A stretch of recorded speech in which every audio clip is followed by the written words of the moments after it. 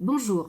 Alors que vous commencez à vous projeter dans la reprise de votre activité, garder le lien avec vos patients, nous l'avons dit et répété, reste essentiel. Mais me direz-vous, plus facile à dire qu'à faire. Il s'agit dans un premier temps d'avoir des bases de données bien renseignées, avec des coordonnées à jour, en particulier les adresses e-mail et les numéros de portable.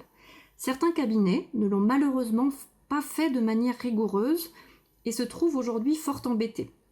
Cela engendre une perte de temps et une frustration certaine.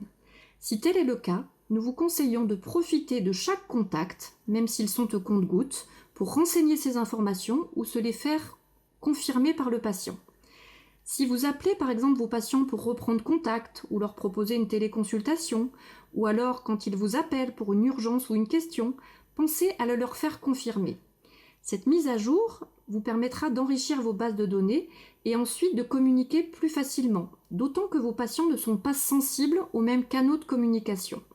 Vous êtes souvent organisé pour envoyer des mails ou des SMS.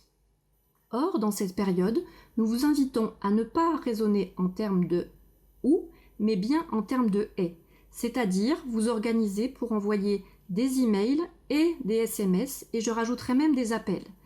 Plus vous panacherez les types de contacts, plus vous serez certain de garder ce lien et de faire passer les informations. Ensuite, il s'agit de pouvoir générer des envois groupés, de mails ou de SMS, et là aussi, rien de simple. Souvent, ces envois groupés sont bloqués ou basculent dans les spams. Rapprochez-vous donc de votre informaticien, de votre webmaster ou de votre logiciel métier pour vous familiariser avec cette manipulation qui vous fera gagner du temps. Assurez-vous également que les mails ainsi renseignés restent confidentiels. À bien y réfléchir, certains cabinets étaient organisés pour adresser des newsletters ou une e-card pour les fêtes de fin d'année. Eh bien aujourd'hui, profitez de ces outils pour surprendre vos patients en leur adressant des informations pédagogiques ou des services, voire même pour commencer à semer des graines sur les modalités de la reprise.